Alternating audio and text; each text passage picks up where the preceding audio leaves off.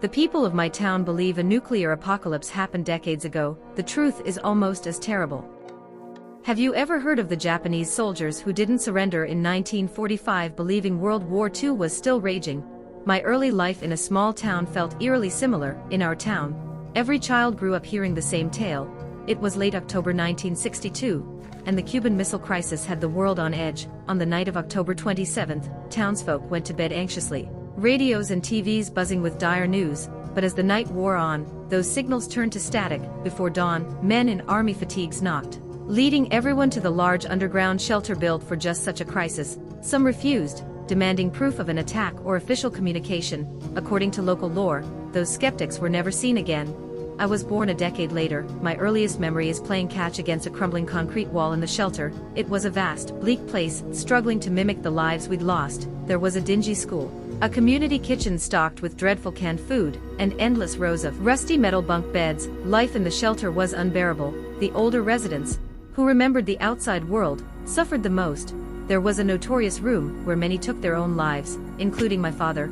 I was 10 when he hung himself, leaving me in a state of speechless agony for months. Sometimes, I still wish it had been me instead of him. We were taught that the world above had been ravaged by nuclear fire, making survival impossible. We had to stay below forever, or so we were told. Fearful and obedient, we never questioned these teachings. It wasn't until I turned 19 that I began to doubt the shelter's dogma.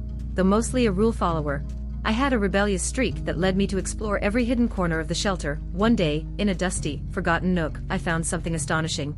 A window. At first, it was just a dirty square, but as I cleared away years of grime, I saw an impossibly green landscape. Blue skies, clouds, and untouched houses stood in stark contrast to everything I'd been taught.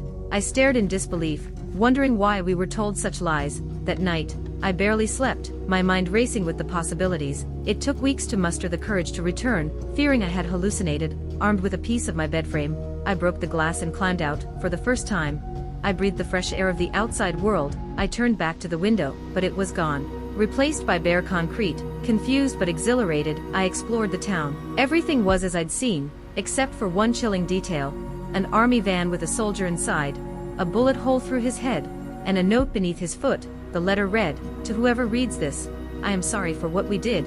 During the Cold War, we were ordered to conduct a psychological experiment, keeping you in the shelter for a year to test our readiness for nuclear war, but the project was abandoned, and we left you there. The people who refused to believe us were shot. The world above moved on, and we forgot you. I stayed out of guilt, unable to face what we'd done. Please, bury my body and this letter. I deserve to remain here, condemned like you. Goodbye."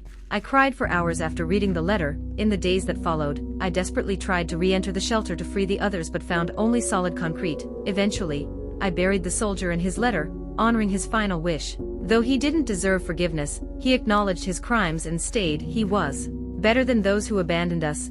I left the town soon after, never finding my way back, without knowing its original name. My memories are all I have. Adjusting to life outside took time, but I've managed. Still, I often dream of the shelter, of the people I left behind. I hope they someday see the blue skies and green meadows I did. Until then, I pray they find some semblance of peace in that underground prison.